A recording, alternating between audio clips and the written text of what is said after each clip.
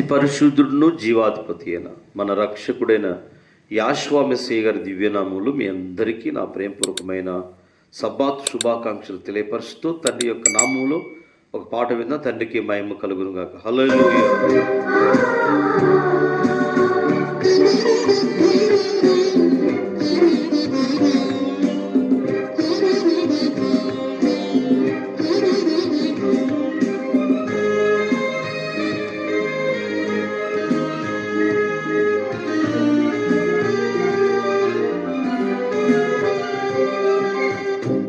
జ్యోతిమయుడా నా ప్రాణ ప్రియుడా స్తుతి మహిమలు నీకే, నా ఆత్మలో అనుక్షణం నా అతిశయము నీవే, నా ఆనందము నీవే, నా ఆరాధన నీవే, నా అతిశయము నీవే, నా ఆనందము నీవే, నా ఆరాధన నీవే.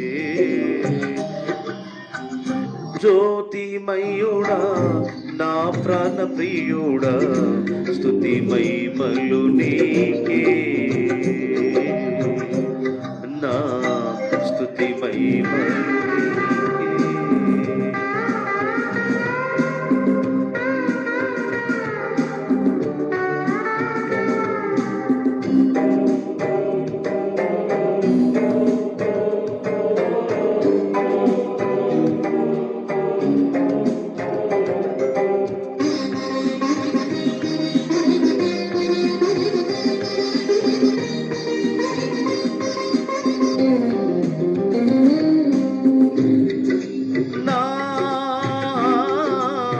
పరలోకపు తండ్రి వ్యవసాయకుడా,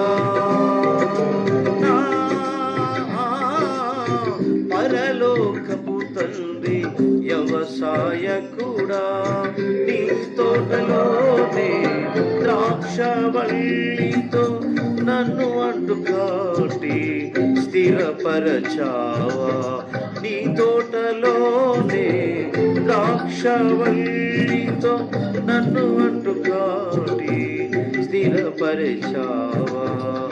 జ్యోతిమయుడా నా ప్రాణ ప్రియుడా స్తుతి మహిమలు నీకే,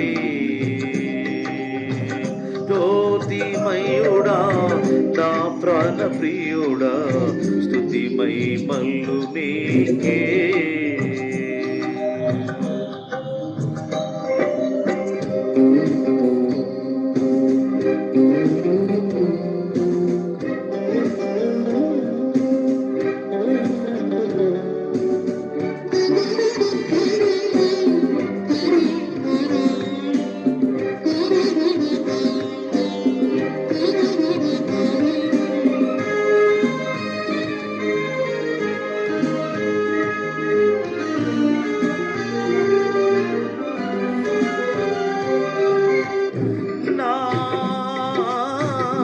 పరలోకపు తండ్రి నా మంచి కుమ్మరి, నా పరలోకపు తండ్రి నా మంచి కుమ్మరి, నీకిష్టమైన పాత్రను చేయ నన్ను విసిరేక సారెపై ఉంచావా, నీకిష్టమైన పాత్రను చేయ నన్ను విసిరేక సారెపై ఉంచావా. జ్యోతిమయుడా నా ప్రాణ ప్రియుడా స్తుతి మహిమలు నీకే,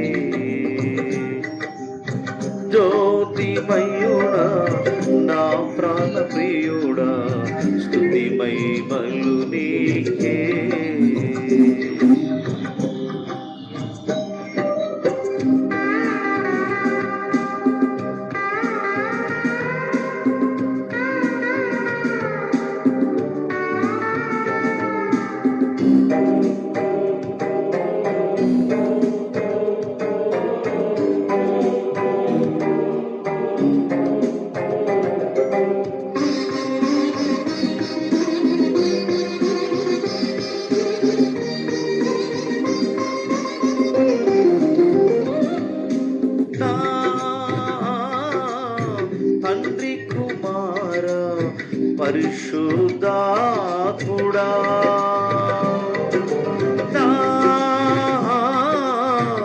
తండ్రి కుమార పరిశుద్ధాత్ముడా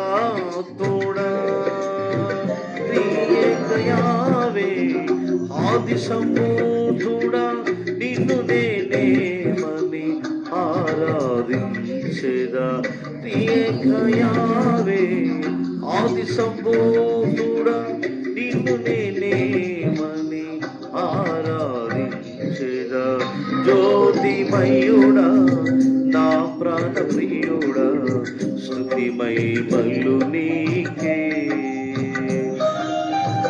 జ్యోతిమయుడా నా ఆత్మలో అనుక్షణం నా అతిశయము నీవే నా ఆనందము నీవే నా ఆరాధన నీవే నా అతిశయము నీవే నా ఆనందము నీవే నా ఆరాధన నీవే జ్యోతిమయుడా నా ప్రాణ ప్రియుడా స్తుతి మహిమలు నీకే. ప్రియులరా, ఈరోజు ఈ సభాదిన తండ్రి అయిన యావే తండ్రి వాగ్దానాలను మనం చదువుకుందాము. తండ్రికి మహిమ కలుగునుగాక. ఈరోజు ఎవరు సర్వోన్నతుడైన సృష్టికర్తకి ఇష్టలు అంటే హెబ్రీ గ్రంథకర్త అంటాడు. నిజంగా 11వ అధ్యాయం 6వ వచనంలో మనందరికీ తెలుసు, విశ్వాసం లేకుండా యావే తండ్రికి ఇష్టలై ఉండుట అసాధ్యమని ఈ వాక్యము ఈ వాగ్దానం తెలియపరచబడుతుంది. నీకు విశ్వాసం లేకుండా తండ్రికి ఇష్టలై ఉంట కేవలం అసాధ్యమని యావే తండ్రి ఈ వాగ్దానం ద్వారా సబ్బాదిన మనతో మాట్లాడు. విశ్వాసంతో మనం ముందుకు అడుగులేయాలి. విశ్వాసంతో తండ్రి గణపరిచినప్పుడు ఇష్టలై ఉంట నిజంగా విశ్వాసం లేకుండా ఉండుట యావే తండ్రికి అసాధ్యము. విశ్వాసం గలవారై ఉండాలని లేఖనాలు మనకు తెలియపరచబడుతుంది. నిజంగా విశ్వాసం గలవారై తండ్రి యొక్క సన్నిధిలో తండ్రిని ఆరాధించేవారు మాత్రమే తండ్రికి ఇష్టలై రాయబడింది. అబ్రహాం చూడండి, విశ్వాసులకు తండ్రి అని పేరు కలిగింది. ఎందుకంటే నిజంగా 100 సంవత్సరాల వయసులో చక్కటి కుమారుడిని ఇచ్చాడు. వివాహమై పిల్లలు లేని తరుణంలో ఎన్నో బాధలు ఇబ్బందులు చేరమపడ్డా నిజంగా ఆయనకి ఇష్టలై తండ్రికి ఇష్టంగా జీవించాడు కాబట్టి, విశ్వాసం మీద ఆధారపడ్డాడు కాబట్టి తండ్రి ఇష్టడు అన్నాడు. హల్లెలూయా. అలాగనే 16వ అధ్యాయం కీర్తన గ్రంథంలో నువ్వు ఇలాగుందు భూమి మీద ఉన్న భక్తులే సర్వోన్నతునికి ఇష్టలని బైబిల్ గ్రంథం తెలియపరుస్తుంది. కేవలం వారు తండ్రికి ఇష్టలని ఈ వాగ్దానం ద్వారా ఈ వాక్యం తెలియపరుస్తుంది. ఎవరంటే ఆయన సర్వోన్నతుని పూజించి భక్తితో విశ్వాసంతో తండ్రి యొక్క సన్నిధికి వచ్చి ఆయన గణపరచువారు తండ్రికి ఇష్టలై ఉన్నారని బైబిల్ గ్రంథం తెలియపరుస్తుంది. కీర్తన గ్రంథం 22వ అధ్యాయం 7వ వచనంలో విడిపింపబడిన వారు తండ్రికి ఇష్టలు, సాతాను కట్టు నుండి యావే చేత నిజంగా బలమైన మేలు పొందినట్టు వారు తండ్రికి ఇష్టలై రాయబడింది.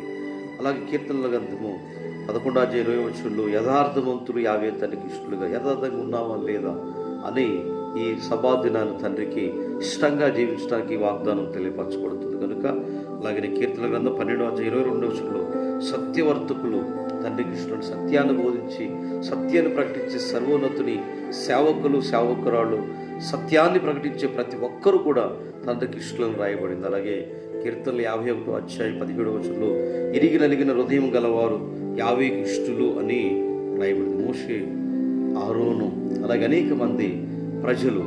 ఈరోజు దావీదు ఆయనకి ఇష్టంగా జీవించాడు కాబట్టి మరి 51వ అధ్యాయం 17వ వచనంలో ఇరిగి నలిగిన మనసుతో తండ్రిని గణపరిచాడు. రాజు అయ్యుండి సృష్టికర్తను పూజించి ఆరాధించినట్లుగా తండ్రికి ఇష్టలుగా జీవించినట్లుగా బైబిల్ గ్రంథం తెలియపరుస్తుంది. రోమపత్రిక 14వ అధ్యాయం 18వ వచనంలో దేవునికి దాసులుగా జీవిస్తూ యావే తండ్రికి లోబడుతూ తండ్రి యొక్క మాటల్లో ఆయన యొక్క ఆరాధన స్థలాలకు వెళ్ళి ప్రతి వారము కృతజ్ఞతాస్తుతులు చెల్లిస్తూ తండ్రిని ఘనపరిచే వారే సర్వోన్నతునికి ఇష్టలుగా ఉంటారని ఈ వాగ్దానాలు మనం అన్నీ కూడా తెలుసుకున్నాం కనుక ఆయన దాసుడుగా యజమానుడని తండ్రికి ఇష్టలుగా జీవిస్తాడని తండ్రికి వాగ్దానం చేయబడింది. కాబట్టి ఈ వాగ్దానాలన్నీ కూడా యాభై మనందరినీ సబ్బాత్ దినాన ఎక్కడైతే ఆరాధన దొరుకుతుందో వారందరినీ ఆశీర్వదించుగాక.